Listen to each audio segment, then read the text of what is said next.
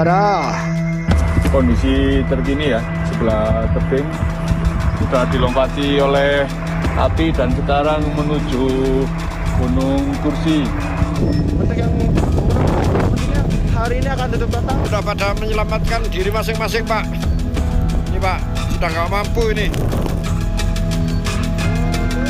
Kobaran api di kawasan Gunung Bromo di Probolinggo, Jawa Timur meluas hingga padang savana dan lembah Watangan, melompati jalur lingkar kaldera Tengger pada Sabtu malam. Kencangnya angin membuat api kembali menyala dan dengan cepat menyebar, membuat petugas kesulitan memadamkan api. Padahal sebelumnya setelah pemadaman secara manual dan jalur udara dilakukan menggunakan helikopter dan drone water spray, api berhasil dikonsentrasikan ke satu titik, yakni di tebing Pusun Jatur. Wakil Gubernur Jawa Timur Emil Dardak bilang, kobaran api di kawasan Bromo kini meluas dari 250 menjadi 500 hektar. Untuk mengatasi kebakaran, ratusan personel gabungan hingga helikopter waterbombing dikerahkan. Titik siaga supaya jangan sampai dia menyebar lagi ke titik lebih lanjut.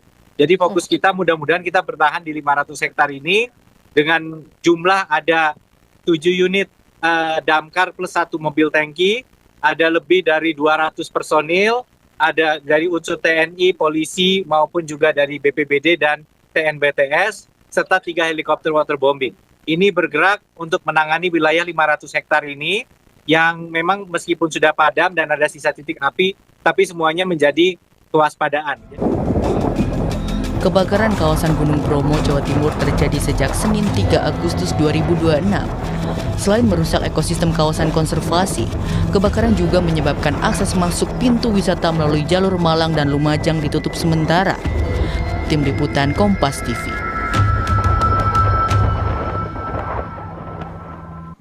Lebih lengkap soal penanganan kebakaran di kawasan Bromo di Probolinggo, Jawa Timur, sudah bergabung Kepala Bidang Kedaruratan dan Logistik BPBD Jawa Timur, Sutrio Nurseno. Selamat petang, Pak Sutrio. Bisa diinformasikan kepada kami seperti apa perkembangan hingga sore hari ini terkait dengan pemadaman kebakaran di kawasan Bromo, Pak? Ya, kami sampaikan bahwa hari ini sudah action 3 unit helikopter waterbombing untuk mendukung penanganan karhutla di Bromo. Total sudah 42 red dan total 108.000 liter yang sudah kita tuangkan untuk pemadaman di area Bromo, Pak. Beberapa sudah padam dan masih ada satu titik yang agak besar di area penanjakan. Cuman kan masalahnya karena jam limitnya waterbombing sudah selesai dan cuaca untuk area rute ke Malang sudah close, kita untuk hentikan untuk waterbombing. Namun saudara masih tetap memantau di bawah. Ya, untuk satu titik yang terpantau masih terbakar ini luas areanya berapa hektar, Pak? Kita belum mendata, Mbak, ya, estimasi untuk luasan area, tapi total sampai siang tadi total 520 hektar sudah terdampak di area keseluruhan Bromo.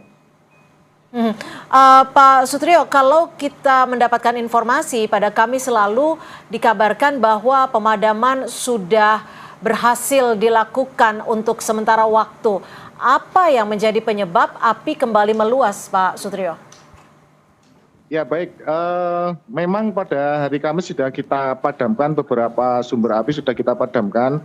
Namun ternyata masih karena sekat bakar yang ada di Bromo ini kan dari tumbuhan cemara. Cemara ini agak kalau sudah terbakar seperti arang gitu ya, masih ada bara-bara api di dalam. Jadi dan hari Kamis malam, Jumat malam atau tadi malam ini anginnya kencang sekali sehingga arang-arang ini yang terbawa masih ada baranya untuk akhirnya membakar area-area sekitar lagi.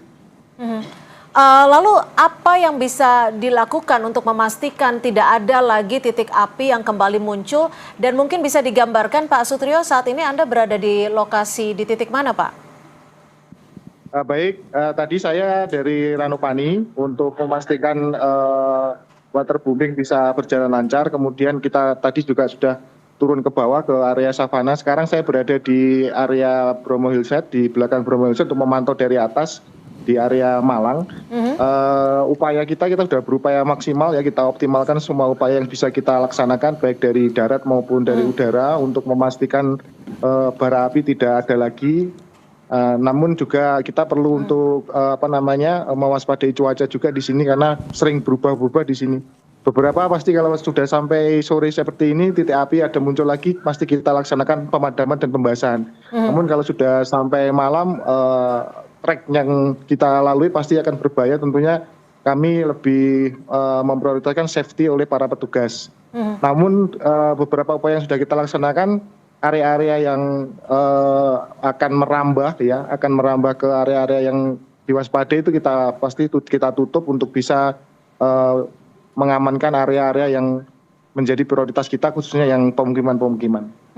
Pak Sutrio, jika berkenan apakah memungkinkan kami bisa melihat dari layar ponsel Anda situasi kebakaran yang berada di belakang Anda yang saat ini sudah padam? Baik, saya ini ya. Terima kasih, Pak.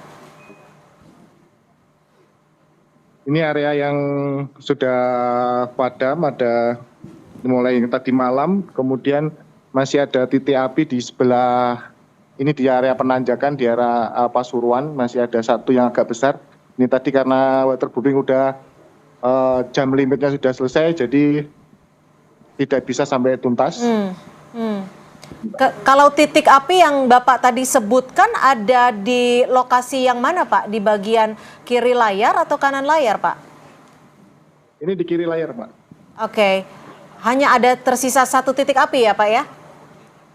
Iya, hanya tersisa satu titik api yang besar, yang lainnya sementara sudah bisa dikendalikan.